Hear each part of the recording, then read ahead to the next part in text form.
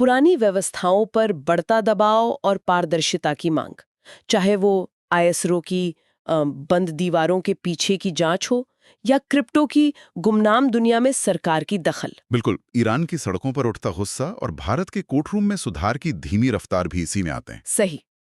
तो आज हम यही समझेंगे कि इन सभी मामलों में भरोसे का संकट कैसे एक बड़ी भूमिका निभा रहा है। हाँ, ये चारों मामले दिखाते हैं कि जब संस्थाओं और आम लोगों के बीच भरोसे की कड़ी कमजोर होती है तो असल में होता क्या है। तो चलिए सबसे पहले आईएसआरओ से शुरू करते हैं।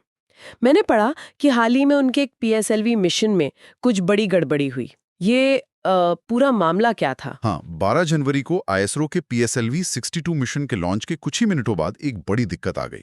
ये मिशन डीआरडीओ के EOS-1 सैटेलाइट और 15 दूसरे छोटे सैटेलाइट्स को लेकर जा रहा था। तो हुआ क्या था? क्या रॉकेट में कोई धमाका हुआ? नहीं, धमाका तो नहीं हुआ, लेकिन गड़बड़ी काफी गंभीर थी। इसरो के चेयरमैन वी नारायणन ने बताया कि रॉकेट के तीसरे स्टेज, जिसे PS-3 कहते हैं, PS-3, ओके। हाँ, तो उसके आखिरी पलों में रॉकेट अपने कंट्रोल से बाहर होकर बहुत तेजी से घूमने लगा था। इसे रेट ऑफ रोटेशन एनॉमली कहते हैं। आसान भाषा में कहें तो? आसान भाषा में कहें तो रॉकेट बेकाबू हो गया और अपने तय रास्ते से पूरी तरह भटक गया। और इसका नतीजा? सारे सैटेलाइट्स का क्या हुआ फिर? थाईलैंड की स्पेस एजेंसी जिस्डा, जिनका एक सैटेलाइट भी इस मिशन पर था, उन्होंने कंफर्म किया है कि रॉकेट और उस पर मौजूद सभी सैटेलाइट्स दक्षिणी हिंद महासागर में गिरकर जल गए। ओहो! और ये बात काफी बड़ी है क्योंकि ये पहली बार हुआ है जब पीएसएलवी मिशन अपने कस्टमर सैटेलाइट्स के साथ फेल हुआ है। ये तो वाकई चिंता की बात है। लेकिन क्या ये बस एक बार हुई कोई तकनीकी खराबी है या इसके पीछे कोई पैटर्न दिख रहा है? यहीं पर बात और ज्यादा गंभीर हो जाती है। कैसे? ये घटना मई 2025 के पीएसएलवी C61 मिशन की विफलता से काफी मिलती जुलती है। उस मिशन में भी समस्या तीसरे स्टेज यानी PS-3 में ही आई थी। अच्छा, उसी स्टेज में? हाँ, बिल्कुल। तब वजह चेंबर प्रेशर में गिरावट बताई गई थी। तो लगातार 2 मिशनों में एक ही स्टेज पर गड़बड़ी होना ये एक बड़े सवाल की तरफ इशारा करता है। तो ऐसी घटनाओं की कोई जांच होती होगी? हाँ, इसके लिए एक फेलियर एनालिसिस कमेटी यानी FAC बनाई जाती है। FAC? जी, ये कोई परमानेंट कमेटी नहीं होती, बल्कि इसरो के चेयरमैन किसी बड़ी घटना के बाद इसे बनाते हैं। इसका काम होता है विफलता के कारणों का पता लगाना और भविष्य के लिए सुधार सुझाना। तो फिर चिंता किस बात की है? कमिटी जांच कर ही रही होगी। चिंता पारदर्शिता को लेकर है। पीएसएलवी C61 मिशन की जो FAC रिपोर्ट थी, वो प्रधानमंत्री कार्यालय को सौंपी तो गई, लेकिन उसे आज तक पब्लिक नहीं किया गया है। अच्छा, ये तो अजीब है। हाँ, ये इसरो के पुराने तौर तरीकों से बिल्कुल अलग है। पहले जैसे 2021 में GSLV F10 मिशन फेल हुआ था, उसके बाद फैसी की जांच का एक डिटेल्ड सारांश जारी किया गया था। और इस बार? इस बार C61 मिशन की विफलता का एकमात्र पब्लिक कारण विक्रम साराभाई स्पेस सेंटर के एक डायरेक्टर ने बस निर्माण में मामूली गलती बताकर टाल दिया था। तो कई देशों के सैटेलाइट्स का नुकसान हुआ और रिपोर्ट्स के मुताबिक भारतीय प्राइवेट कंपनियों के सैटेलाइट्स का तो बीमा भी नहीं था। बिल्कुल। एक भरोसेमंद लॉन्च पार्टनर के तौर पर आईएसआरओ की साख पर इसका क्या असर पड़ेगा? देखिए, यही सबसे बड़ा सवाल है। पीएसएलवी को दशकों से दुनिया का सबसे भरोसेमंद रॉकेट, एक वर्क हॉर्स माना जाता था। लगातार 2 विफलताओं और उस पर से जांच रिपोर्ट को लेकर ये चुप्पी, हाँ, ये अंतर्राष्ट्रीय ग्राहकों के मन में शक पैदा कर सकती है। वो भविष्य में स्पेसएक्स या दूसरे विकल्पों की तरफ भी देख सकते हैं। ये भारत के कमर्शियल स्पेस सेक्टर में एक बड़ा खिलाड़ी बनने के सपने के लिए एक झटका हो सकता है। तो इसरो जैसे एक बेहद भरोसेमंद सरकारी संस्थान में पारदर्शिता को लेकर सवाल उठ रहे हैं। चलिए अब एक ऐसी दुनिया की बात करते हैं जो बनी ही भरोसे के विकल्प के तौर पर थी, यानी क्रिप्टो। हाँ, जहां अब सरकार नियमों के जरिए पारदर्शिता लाने की कोशिश कर रही है। बिल्कुल। एक तरफ इसरो जैसी केंद्रीकृत संस्था में जानकारी बाहर नहीं आ रही और दूसरी तरफ क्रिप्टो जैसी विकेंद्रीकृत दुनिया में सरकार जानकारी मांग रही है। तो ये नए नियम क्या है? मैंने सुना 8 जनवरी को भारत की फाइनेंशियल इंटेलिजेंस यूनिट यानी FIU-IND ने क्रिप्टो एक्सचेंजों के लिए कुछ गाइडलाइंस जारी की हैं। हाँ, और ये काफी सख्त हैं। अच्छा? अब एक्सचेंजों को अपने ग्राहकों के बारे में कई नई और बहुत स्पेसिफिक जानकारियां जमा करनी होंगी, जैसे कि ग्राहक का पेशा क्या है और उनकी इनकम रेंज क्या है। एक सेल्फी लेनी होगी जिसमें लाइवनेस डिटेक्शन हो, ताकि ये पक्का हो सके कि कोई सिर्फ तस्वीर का इस्तेमाल तो नहीं कर रहा। और भी कुछ है? हाँ, रजिस्ट्रेशन के समय आपका लैटिट्यूड और लॉन्गिट्यूड यानी आपकी लोकेशन, तारीख, टाइम स्टैम्प और IP एड्रेस भी रिकॉर्ड होगा। और आखिर में पेनी ड्रॉप मेथड से बैंक अकाउंट का वेरिफिकेशन। 1 मिनट, ये पेनी ड्रॉप मेथड क्या होता है? इसका मतलब है कि एक्सचेंज आपके खाते में एक छोटा सा अमाउंट, जैसे 1 रुपया, भेजकर ये पक्का करता है कि बैंक अकाउंट वाकई आपका ही है और एक्टिव है। अच्छा, एक तरह का वेरिफिकेशन। जी। तो ये तो काफी डिटेल में यूं कहें कि जासूसी जैसा लग रहा है। लेकिन मेरा सवाल ये है कि वजीरएक्स, CoinDCX जैसे बड़े एक्सचेंज तो पहले से ही KYC वगैरह कर रहे थे। सही बात है। तो अगर बड़े एक्सचेंज ये सब पहले से ही कर रहे थे, तो फिर इन नियमों से असल में बदलेगा क्या? क्या ये सिर्फ छोटे प्लेयर्स को निशाना बनाने के लिए है? आपका सवाल बहुत सही है। वजीरएक्स के संस्थापक निश्चल शेट्टी ने भी कहा कि ये नए नियम काफी हद तक मौजूदा बेस्ट प्रैक्टिसेस को ही कानूनी रूप दे रहे हैं। तो फिर जरूरत क्यों पड़ी? बड़े एक्सचेंज पहले से ही डिजिलॉकर, लाइवनेस डिटेक्शन और जियो टैगिंग जैसी चीजें इस्तेमाल कर रहे थे। लेकिन जरूरत इसलिए पड़ी क्योंकि इसका मुख्य उद्देश्य है मनी लॉन्ड्रिंग और आतंकवाद के फाइनेंसिंग को रोकना। इसका कोई हालिया उदाहरण है क्या? बिल्कुल। 2023 में दुनिया के सबसे बड़े एक्सचेंज बाइनेंस को अमेरिकी रेगुलेटर्स के साथ अरबों डॉलर का समझौता करना पड़ा। क्यों? क्योंकि वो आतंकवादियों, हैकर्स और दूसरे अपराधियों के साथ हुए संदिग्ध लेनदेन की रिपोर्ट करने में फेल हो गया था। अच्छा। और सिर्फ वही नहीं, चेन एनालिसिस की एक रिपोर्ट में भी बताया गया कि हिजबुल्लाह, हमास और हुती जैसे संगठन फंडिंग के लिए बड़े पैमाने पर क्रिप्टो का इस्तेमाल कर रहे हैं। FIU के ये नियम पूरे सिस्टम में एकरूपता लाने और ऐसी अवैध गतिविधियों को मुश्किल बनाने की एक कोशिश है। लेकिन एक निवेशक के नजरिए से देखें तो सरकार हमसे इतनी जानकारी ले रही है, हम पर 30% कैपिटल गेन्स टैक्स और 1% TDS भी लगाए। पर अगर हमारे साथ कोई धोखाधड़ी हो जाए तो क्या हमें कोई सुरक्षा मिलती है? और यही इस पहेली का दूसरा हिस्सा है। फिलहाल भारतीय निवेशकों के लिए धोखाधड़ी के मामले में कोई ठोस सुरक्षा कवच नहीं है। रेगुलेशन का बोझ तो बढ़ रहा है, लेकिन इन्वेस्टर प्रोटेक्शन का फ्रेमवर्क अभी भी गायब है। तो एक बार फिर भरोसे का सवाल खड़ा हो जाता है। बिल्कुल। तो सरकार क्रिप्टो में पैसे के फ्लो पर नियंत्रण और पारदर्शिता चाहती है। अब एक ऐसे देश की बात करते हैं जहां सरकार का अपनी अर्थव्यवस्था पर नियंत्रण लगभग खत्म हो गया है। ईरान की बात कर रहे हैं आप? हाँ, जिससे सड़कों पर भरोसे का एक बड़ा संकट खड़ा हो गया है। हाँ, ईरान की स्थिति इस समय बहुत ही नाजुक है और इसकी गंभीरता का अंदाजा खुद ईरान के राष्ट्रपति मसूद पेजेस्कियान के बयान से लगता है, जब उन्होंने कहा कि उनकी सरकार बहुत बुरी तरह फंसी हुई है और वो कोई चमत्कार नहीं कर सकते। इस संकट की शुरुआत कैसे हुई? इसकी चिंगारी 28 दिसंबर को भड़की जब तेहरान के ग्रैंड बाजार में दुकानदारों ने अपनी गिरती हुई करेंसी रियाल के विरोध में हड़ताल कर दी। अच्छा। ये कोई आम बाजार नहीं है, इसका ईरान की 1979 की इस्लामिक क्रांति में एक प्रतीकात्मक महत्व रहा है। वहां से शुरू हुई ये हड़ताल देखते ही देखते पूरे देश में विरोध प्रदर्शनों में बदल गई। और फिर सरकार ने क्या किया? सरकार ने वही किया जो अक्सर ऐसी सरकारें करती हैं। अमेरिकी राष्ट्रपति डोनाल्ड ट्रंप ने प्रदर्शनकारियों को मारने के खिलाफ ईरान को चेतावनी दी। इसके तुरंत बाद ईरान ने देश भर में इंटरनेट बंद कर दिया। इंटरनेट बंद कर दिया? हाँ, और 10 जनवरी को प्रदर्शनों पर एक क्रूर कार्रवाई हुई।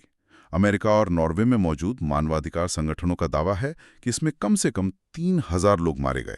3000? जी, जबकि ईरान के सरकारी मीडिया का कहना है कि 130 से ज्यादा सुरक्षाकर्मी भी मारे गए। इन प्रदर्शनों के पीछे की असल वजह क्या थी? सिर्फ गिरती हुई करेंसी? करेंसी का गिरना तो सिर्फ एक लक्षण था, बीमारी कहीं ज्यादा गहरी है। ईरान सालों से पश्चिमी प्रतिबंधों से जूझ रहा है।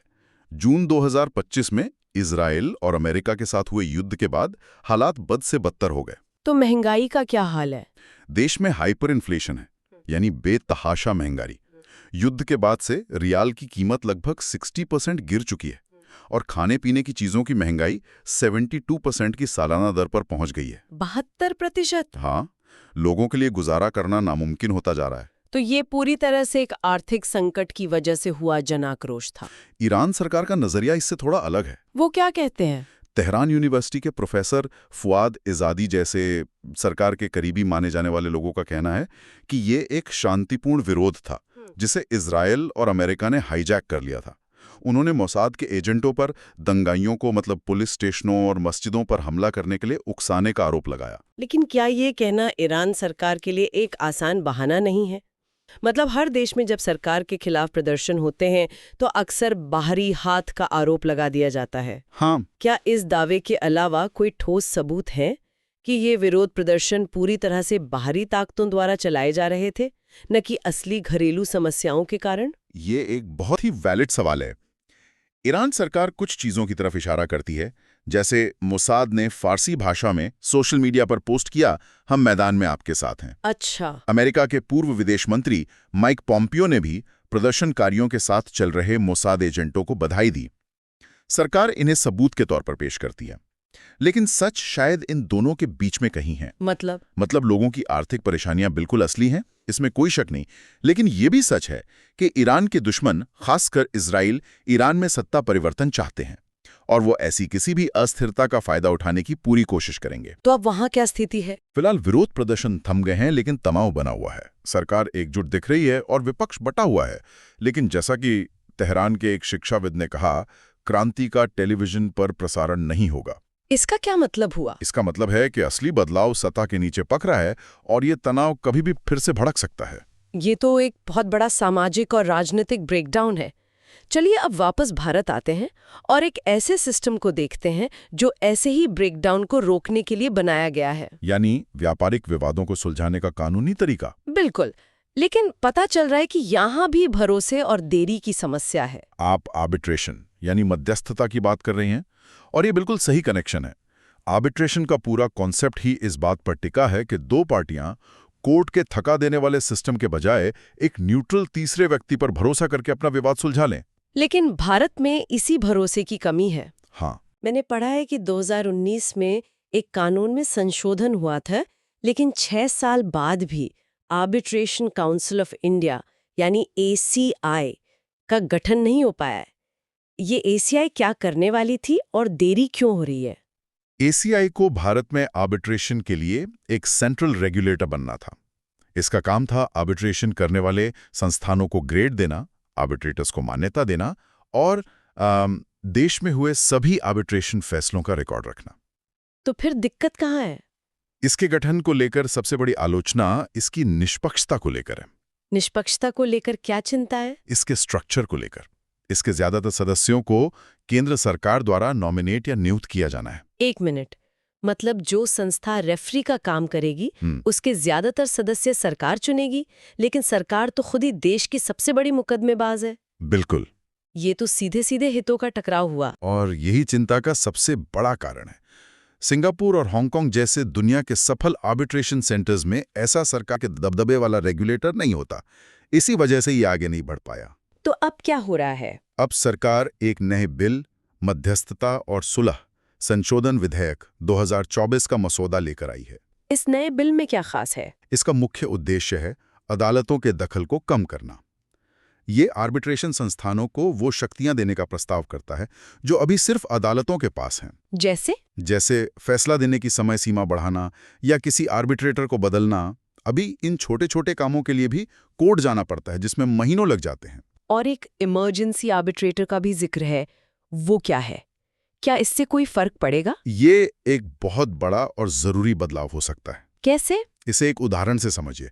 मान लीजिए आपकी कंपनी का एक सॉफ्टवेयर बनाने वाली कंपनी से झगड़ा हो गया और आपको डर है कि वो आपका सारा जरूरी डेटा डिलीट कर देंगे। हाँ, तो मुझे उन्हें रोकने के लिए तुरंत कोर्ट से स्टे ऑर्डर लेना पड़ेगा, जिसमें हफ्तों लग सकते हैं। बिल्कुल, लेकिन इमरजेंसी आर्बिट्रेटर की व्यवस्था में आप 24 से 48 घंटे में एक आर्बिट्रेटर के सामने अपनी बात रखकर फौरी रोक का आदेश ले सकते हैं। अच्छा, तो ये बहुत तेज हो जाएगा। हाँ, इसका मकसद यही है कि जब तक मुख्य केस का फैसला हो तब तक कोई बड़ा नुकसान ना हो जाए। ये सिस्टम को बहुत तेज और प्रभावी बना सकता है। तो इन सभी सुधारों का असली लक्ष्य क्या है? असली लक्ष्य है भरोसे की कमी को दूर करना। जैसा कि जस्टिस BN श्रीकृष्णा समिति ने अपनी रिपोर्ट में कहा था, भारत में लोग स्वतंत्र संस्थानों पर भरोसा नहीं करते।